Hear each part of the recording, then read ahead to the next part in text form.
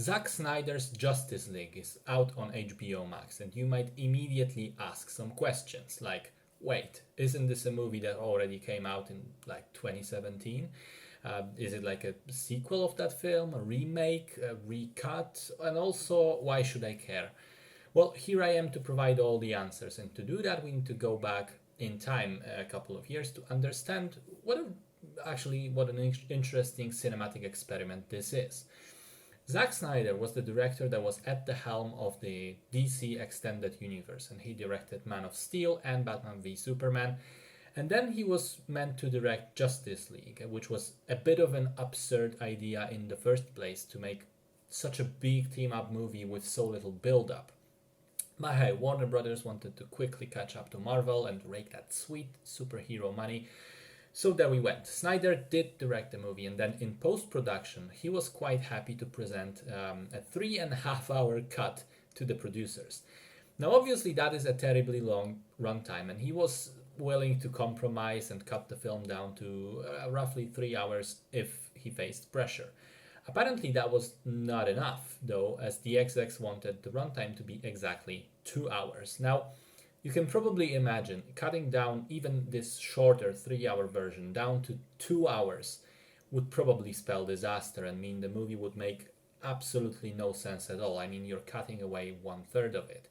And then, amidst all this back and forth between Snyder and the studio, tragedy struck. Snyder's daughter committed suicide, and he decided he needs to take some time off, understandably. Take the time to deal with his personal life and not with the studio bullshit. And he withdrew from post production, leaving it in the hands of the producers. As you may expect, they didn't really have a good idea of what to do with the footage, so they brought on another director to finish it. Joss Whedon, who has previously done Avengers and Avengers: Age of Ultron, as well as a lot of TV work, including Buffy the Vampire Slayer and Firefly. He changed the script, did extensive reshoots, changed the tone of the film as well to make it, less filled with this pathos and darkness as a la Snyder, and more, one-liner humor a la Whedon. And then his 2 hour version opened in cinemas, and it was pretty much a disaster. Not only did the film make very little sense, it was tonally all over the place. It was ugly because of the rushed CG. It was pretty much awful all across the board. It made very little money, was bashed by critics and fans alike, and also spawned a whole lot of memes, including that one with Henry Cavill's CGI'd mustache.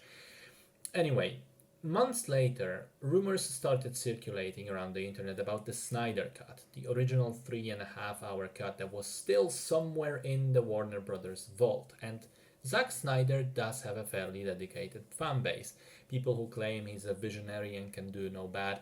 So naturally, they quickly started this almost religious movement with the hashtag Release the Snyder Cut, as if this was, some sort of magnificent work of art, despite the fact that nobody ever saw the film. And there were people who claimed that this version would actually fix all the problems of all the DC movies in one genius stroke.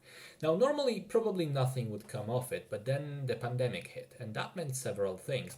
First of all, no theatrical releases of new major blockbuster movies. Secondly, no new production of blockbuster movies. And thirdly, a lot more interest in streaming services. Now, that in turn meant Warner Brothers desperately wanted content for HBO Max to be able to compete with other services. And it was difficult to shoot huge new productions, again because of COVID. But what if you already had a basically filmed movie? And again, normally the footage itself would be pretty much useless because of the unfinished CG. But again, the pandemic meant that the major CG studios didn't have any work, and so they desperately offered their services at discount prices. And on top of all of that, there was no rush this time around, no grand premiere to speed to.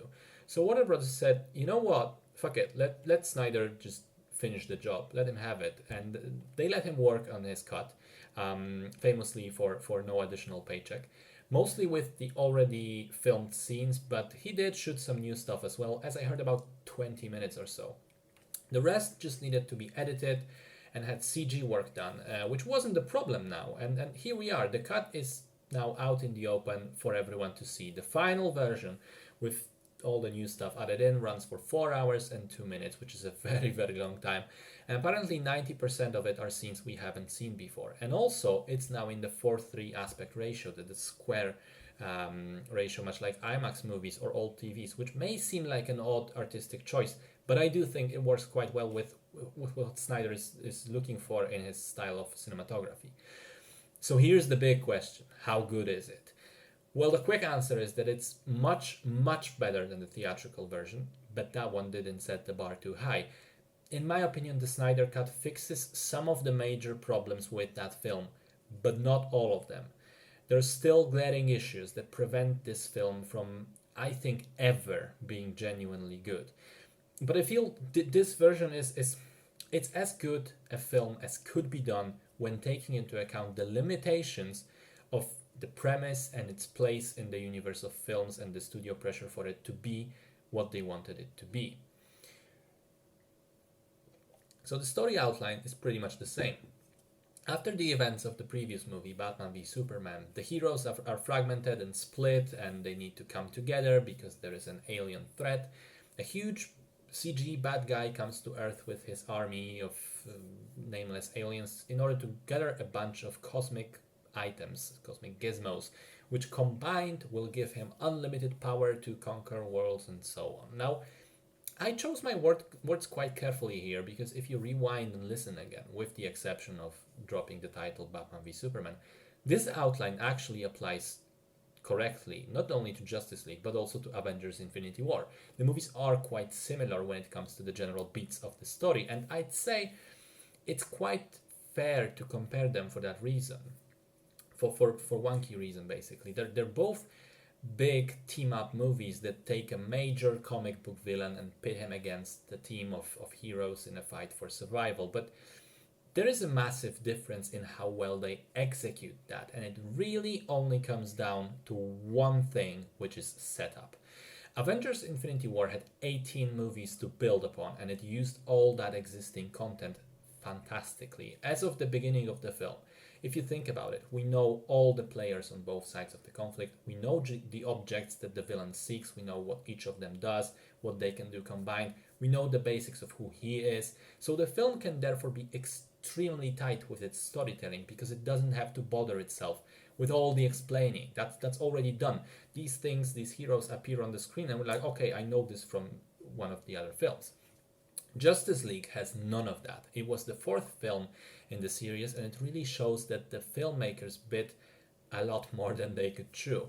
I mean, it's a single film where they have to do all these things. Introduce Cyborg as a character, show his backstory, roughly explain his powers. Introduce Flash as a character for the first time, show his backstory, roughly explain powers. Introduce Aquaman, show his backstory, roughly explain powers. Introduce Steppenwolf, the main villain, kind of explain his goals and background, explain what are the objects that he seeks, what he'll do with them, give us a history lesson on how they ended up on Earth in the first place, and do a bit of an introduction of the villain's boss, Darkseid, who also plays kind of a role in the film. And then only then proceed with showing us the gathering of the heroes, the alien invasion, the confrontations. Then there's the whole bit with bringing back Superman. And I mean, it's a lot. It's a fucking lot to get through, which is, of course, why the movie is 4 hours long. But the problem is, even with such a long runtime, some things still feel ridiculously underdeveloped. So much so that you have to wonder, maybe it would have been better to take things slower, to just, do a couple more solo movies, introduce these characters properly, and then, and only then, kind of take this to the next level. For instance, we get some hints that Steppenwolf, the villain, is invading Earth as a sort of punishment for a former betrayal, trying to redeem himself in the eyes of his boss Darkseid. What happened? Why? It does sound fairly interesting as a story hook. I wanted to know more, but we never learn more. Because we don't have time to. It's all very rushed and surface level. And I mean, I know these characters from the comic books, at least roughly, and I also saw the previous version of the film already, and still there were elements that felt very confusing, out of place.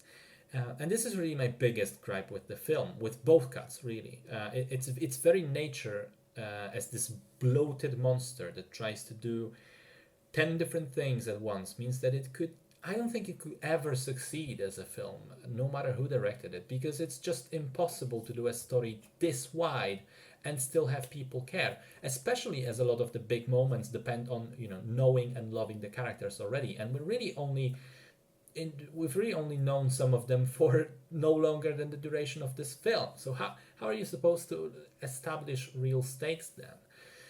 But anyway, compared to the previous theatrical cut, the storytelling here is still miles ahead. The additional time helps the story breathe at least somewhat and explains a couple of elements way better. For instance, Cyborg gets a whole lot more screen time and is now basically one of the most important key characters in the plot, and I think that's done quite well. Flash gets a really cool extended action sequence, which also shows how he is as a person. The whole third act with the battle in Russia, despite the fact that it's mostly the same things happening, it's just infinitely better, thanks to how well it's edited, how well it's put together, how much more time we have for every hero to shine. But most importantly, I think thanks to better color palette and the CGI, which, to be honest, is absolutely fucking amazing this time around. Credit where it's due. I can rag on about the story, but the way it looks, I mean, it shows what the artists can do when you give them time and money. I mean, it's almost unrecognizable even in the same shots from the previous film. All of the action, pretty much, absolutely top notch. Let's see what else. Typical of Snyder, we have a lot of slow-mo shots with slowed down versions of popular songs. We have heavy-handed religious symbolism, and that is kind of hit and miss, because with Superman as Jesus, I think it does somewhat work. But then we have Batman smiling and saying to Alfred that he has faith. I mean, in Superman, not in Jesus, but still, that's just so off for the character. It's Batman. He doesn't have faith. He has plans. He has plans upon plans upon plans, and then contingencies for all these plans. He doesn't leave things to fate, okay? Anyway, the pacing of the movie is surprisingly good. It doesn't feel like it goes on for 4 hours. I found myself fairly engaged at all times and was actually surprised when it came to the end. The general tone of the film is much more consistent and fits the story it's telling, as opposed to Whedon's attempts at levity and humor. I liked the interactions of Barry Allen with the other heroes. I didn't like the inclusion of several elements which are basically only here as fan service and set up for future movies, which we now know will never come, so why bother? Such as the inclusion of Martian Manhunter, who will be, I think it will be extremely confusing for people who are not already familiar with who he is with comic books, because he's just so out of place. And the whole epilogue sequence in the Nightmare timeline, again, with the evil Superman and so on, where Snyder decided to also add Joker, because why the fuck not, I guess. I mean, okay, I know I'm starting to rag a little bit, so let's try and bring it to a conclusion. Is it a better cut than the theatrical version? Absolutely, definitely, yes. Is it a good movie? No, definitely not. I'd say it can be enjoyable and entertaining for either comic book fans or Zack Snyder fans, and they can certainly take some joy out of it, deservedly so. But for normal, regular people, this is a 4-hour movie that is very pretty, but when it comes to storytelling, even after all the significant improvements, is still a bloated mess. A disappointing example of how not the director's hand, but the studio pressure to go bigger, bolder, faster at all costs can spectacularly backfire.